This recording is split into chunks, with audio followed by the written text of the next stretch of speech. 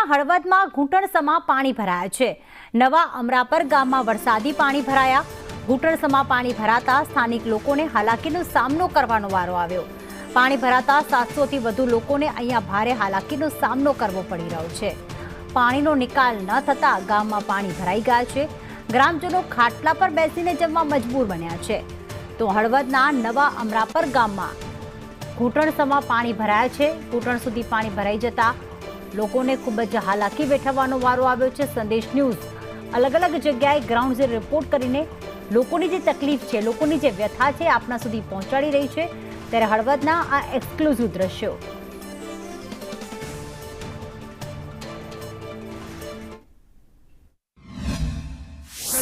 પશુ માટે ભૂજી મરેલા છે અને ખેતરમાં જવરાયું નહીં। ગામની અંદર પાણી ખૂબ ભરાઈ ગયું છે અને એના માટે ઢોરા તરવરેલા, એના માટે થોડું ચાર હતી લાખા તો બચારા બચી જાય તો આભાર કહેવાય। ક્યારનો વરસાદ આવે? વરસાદ તો 3 દાડાથી આવે, સખત વરસ ગતું બંધ નહીં થતું। પાણી ભરાયું? પાણી ખૂબ અંતે છે, પાણી ભેગું થયું। રસ્તા તો ભાઈ બિલકુલ બંધ જ પડ્યા છે।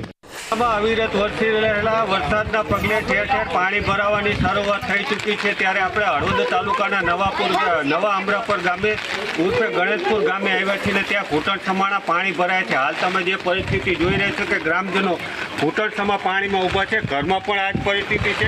પાણી ભરાય છે, લગભગ 20 વર્ષથી ભરાય છે અને નાનું હતું રોડનું સરકારે મૂકેલું જ હતું, પણ અત્યારે હાલમાં બંધ કરી દીધું છે। 2 ગરનારા હતા, 2 ગરનારા બંધ કરી દીધા એને તકલીફ છે, ગામમાં પાણી ભરાય છે। યોગ્ય નિકાલ નહીં હોવાથી લોકોને ખૂબ જ હાલાકી ભોગવી પડી રહી છે। ત્યારે તંત્ર દ્વારા પાણીની યોગ્ય નિકાલની વ્યવસ્થા કરે તેવી અહીંના લોકોની માંગ છે। જગદીશ પરમાર, સંદેશ ન્યૂઝ, મોરબી।